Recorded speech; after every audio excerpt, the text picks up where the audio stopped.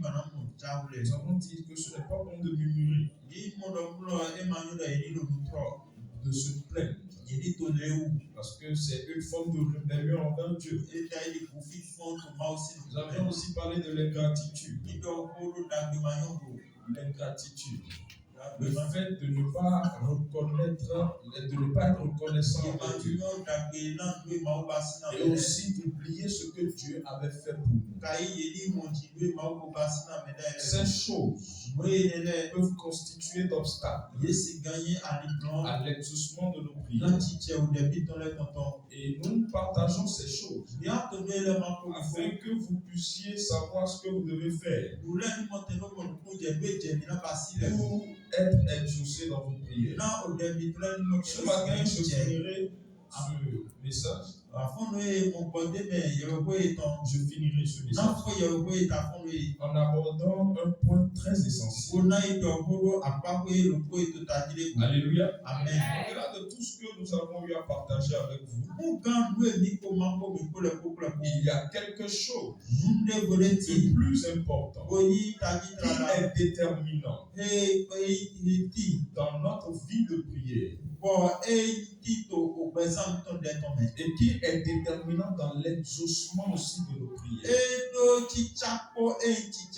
Sinon, sans cette chose, nos prières n'auront aucun effet. Et ce matin, je veux parler de notre cœur. Amen. Amen. Avant de continuer, je veux que tu poses la main sur ton cœur. Tu vas dire, Seigneur, purifie mon cœur. Élève ta main, prie. Fais cette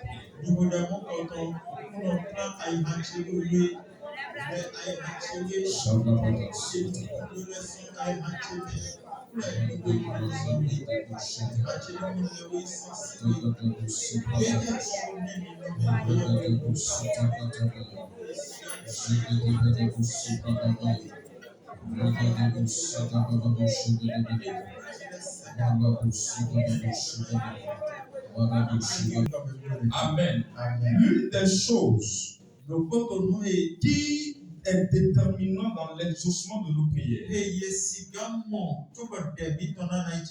très important, sinon le plus important, c'est l'état de notre cœur.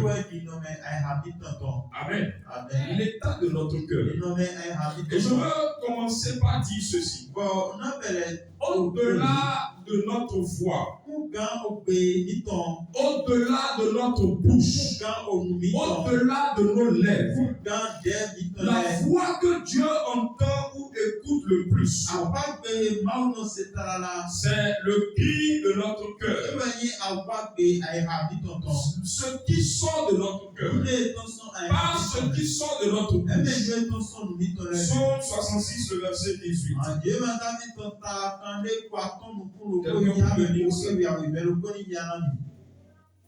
Psaume 66, 18.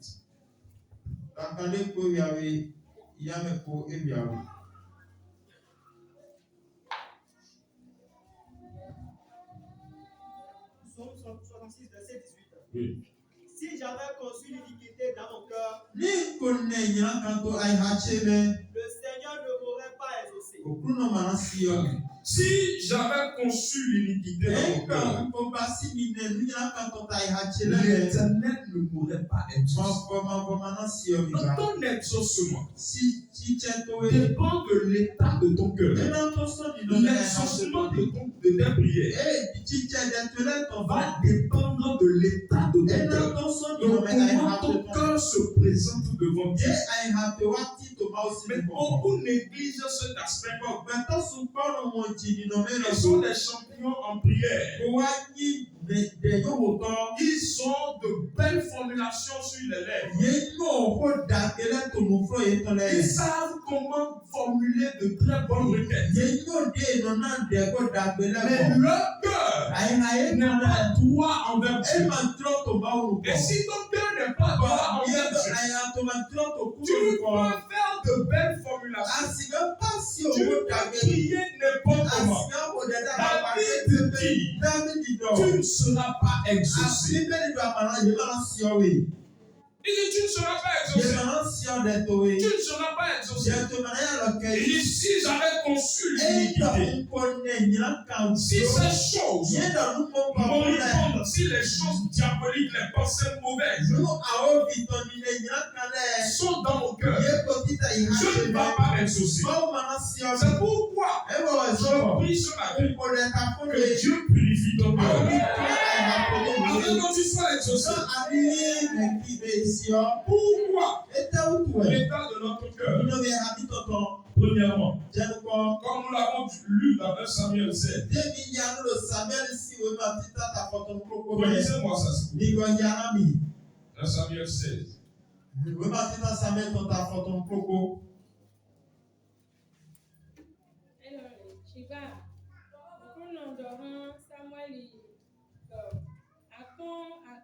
Nukunta eton diblo tàbí agayiyi eton ote ton na yẹn kò gbẹ láì kùtù na okrono na nọ mọnu ilé gbẹtọ mọdó gba na gbẹtọ nọ tó àyíká àwùsọhìá gbọnù òtàn dàlí pọn.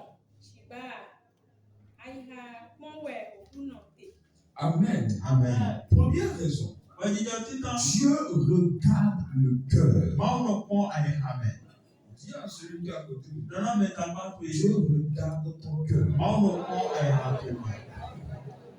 Amen. Amen. Dieu ne regarde pas ton visage. Il dit ici. L'Éternel dit à Samuel, ne prends point garde à son apparence et à la hauteur de sa taille. Ne regarde pas son apparence. Ne regarde pas ça. Parce que moi, je l'ai rejeté. Si tu regardes à son apparence, il est beau. Quand tu regardes à son apparence, il vit bien. Quand tu regardes à son apparence, apparemment, il sait tout va bien. Mais Dieu dit, l'apparence, c'est ça que les hommes regardent. Mais moi, je regarde le cœur, ce qui est caché. Que l'œil ne verra pas. Dieu regarde mon cœur. Amen. Amen. Tu peux être un bon chrétien apparemment devant ton pasteur et un mauvais enfant de Dieu. Je ne sais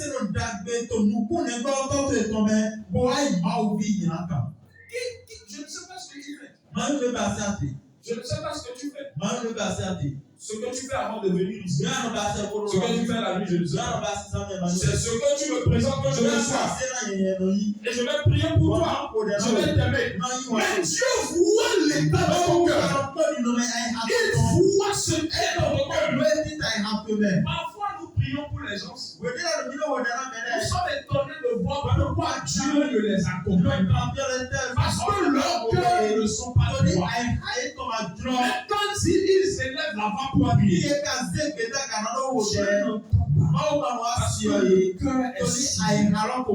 Dieu regarde mon cœur. Amen. Amen. Pas ce qui sort de ta bouche, par ton apparence, par l'habillement. Tu peux tromper ton pasteur. Tu peux tromper l'église. Tu peux tromper les hommes. Tu ne peux pas tromper Dieu. Tu ne peux pas. Tu ne peux pas. Amen. Amen. Tu penses que tu peux le tromper? Maintenant, tu sais que tu vis dans l'immoralité. Tu vis dans des choses immondes, dans des choses bizarres. Mais quand tu viens à l'église, tu fais le saint. Tu veux tromper? Moi? Ce n'est pas moi qui exauce. J'aurais pitié de toi. Non, j'aurais pitié de toi. Mais Dieu dit ici, malgré son apparence, je l'ai rejeté. Que Dieu purifie notre cœur. Je dis que Dieu purifie notre cœur. L'état de notre cœur est très fort. Deuxième chose. Pourquoi le cœur? Proverbe 4:23. La Bible dit, car c'est de lui que viennent les sources de la vie. C'est de là que les sources de notre vie coulent. Amen. Amen. En fait, c'est de là que la vie sort. C'est de là que le type de vie que tu auras, en fait, c'est le cœur qui va déterminer la qualité de vie que tu auras. Alléluia. Amen. Alléluia. Amen. Dans l'ancien temps, surtout dans les enfants d'Israël, l'une des plus grandes richesses des nations, ce sont les puits, ce sont les sources d'eau. Amen. Amen. Et qu'est-ce qui se passe quand un ennemi vient envahir une nation? L'une des premières choses qu'il fait, c'est de remplir les puits d'ordures. C'est d'infecter les puits afin qu'il n'ait plus de l'eau à boire ou bien d'empoisonner l'eau, afin que quand le peuple va se servir, ils seront malades et là on pourra les attaquer. C'est ce qui est arrivé aussi à Jéricho. Et les enfants d'Israël sont allés voir Élisée. Et lui dit, le pays dans lequel nous sommes là, mais la source d'eau est infectée. C'est infecté de telle manière que toutes nos faces sont stériles parce qu'elles sont bues de cette eau. En fait, la stérilité a envahi le monde. Et Dieu, Élisée, était obligé de désinfecter la source. Le type d'eau qui sort de ce puits détermine la qualité de vie que le peuple vivait.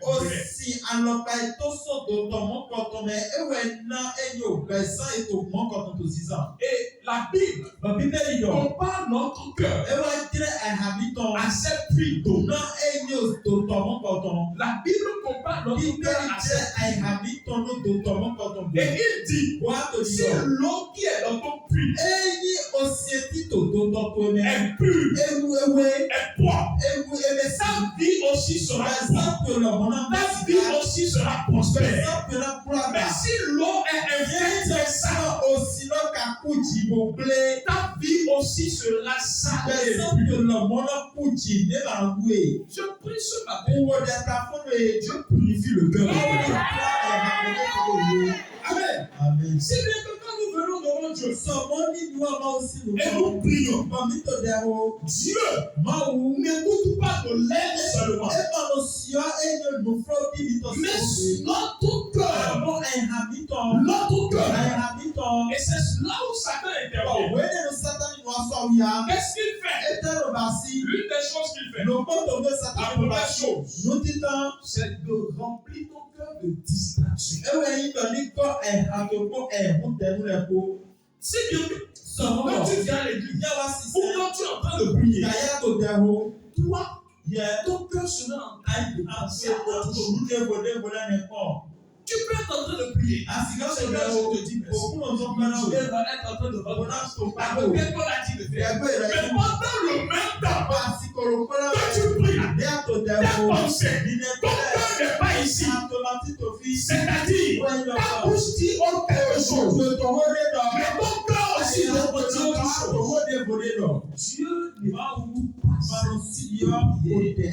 ils sont remplis de distraction. Amen. Amen. Est-ce que quelqu'un a expérimenté cette fois? Tu pries, mais tes pensées sont là. C'est une attaque de l'ennemi. C'est une attaque de l'ennemi pour t'empêcher de rester focalisé et concentré. rempli de distractions. Tu seras là avec distraction. Ton esprit ailleurs. Ton cœur est ailleurs. Ton cœur pense à autre chose. Pendant que tes lèvres prient. Et quand c'est ainsi, tu seras étonné que tu es prié, mais tu n'es pas exaucé. C'est pourquoi ce matin, je prie que toute forme de distraction de mon esprit se taise au nom de Jésus. Je renvoie cet esprit de distraction. Je dis, je renvoie cet esprit de distraction. La distraction dans les esprits. Distraction dans les esprits. Ton cœur n'est pas stable. Ta bouche, ton esprit, ton cœur sont en train de dire les mêmes choses. Dieu t'écoutera. Autre chose que Satan fait, c'est de remplir ton cœur d'iniquité. Et c'est ça David a dit. Il dit, si j'avais ça dans mon cœur, Dieu ne me l'aurait pas. Mais comme l'ennemi dans ces temps anciens, quand il vient remplir les sources, est-ce que Satan aussi vient faire? Il vient remplir ton cœur de péché. Demande de pardon. Si Dieu que tu viens à l'église, remplis de manque de pardon, remplis de colère. Et tu viens devant Dieu, Seigneur, oh, je fais ceci, je prie cela. Mais parce que ton cœur est rempli de ce péché, demande de pardon de ces choses-là, tu ne seras pas exaucé. Est-ce que quelqu'un comprend ce que je dis? Donc c'est une attaque de l'ennemi, de laisser l'ennemi avoir place dans ton cœur. Est-ce que quelqu'un comprend ce que je dis? Par les offenses. Les offenses. Ces choses-là demeurent dans ton cœur. Et c'est rempli dans ton cœur. Tu es rempli d'offenses, de colère, oui, de péché. Même si tu pries, ton cœur dit autre chose. C'est pourquoi nous devons le faire pour garder un cœur pur. Satan fera pour t'offenser. L'objectif, c'est de t'empêcher de recevoir l'exaucement de ta prière. L'objectif, en t'envoyant ces attaques, en amenant quelqu'un, un frère en Christ, une soeur, ton mari ou ta femme, ou tes enfants, un ami, à t'offenser, c'est de remplir ton cœur de choses immondes, les choses impures, afin que tu ne sois pas exaucé. Maintenant, la Bible dit, garde ton cœur. Empêche ton cœur de recevoir ces choses. Amen. Empêche ton cœur de garder la rancœur. Oui, de garder les inimitiés. Les inimitiés. Oui. Tu es là. Et tu m'écoutes ce matin. Tu es en inimitié avec toi. Maintenant, tu veux que Dieu t'exauce.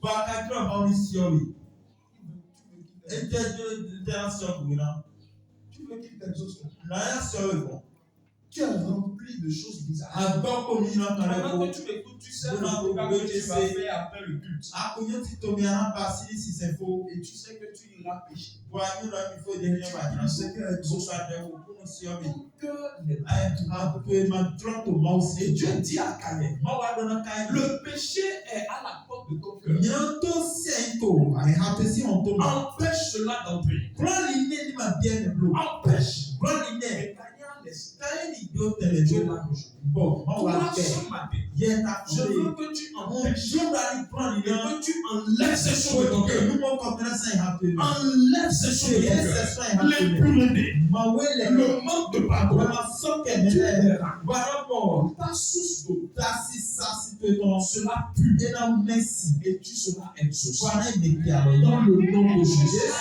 Je dis dans le nom de Jésus. L'état de ton cœur détermine si tu seras exaucé ou pas. Tu vas te tenir. Tu vas prier. Tu vas dire Seigneur, purifie mon cœur. Purifie mon cœur. Et pendant que nous sommes en train de prier, les choses bizarres que tu sais qui sont dans ton cœur, avec lesquelles Dieu ne soit pas d'accord, toi-même tu sais, tu vas demander à Dieu de te faire miséricorde. Prie dans le nom de Jésus. Dans ton cœur, ce matin, que Dieu te fasse miséricorde et enlève cela. Pendant que tu prends la résolution de prendre, d'avoir un cœur droit devant Dieu, que tes prières soient exaucées, soient exaucées, soient exaucées. Au nom de Jésus, Père, je prie que dans cette nouvelle semaine, dans la vie de 5 personnes, tu exauces le prière de manière surnaturelle.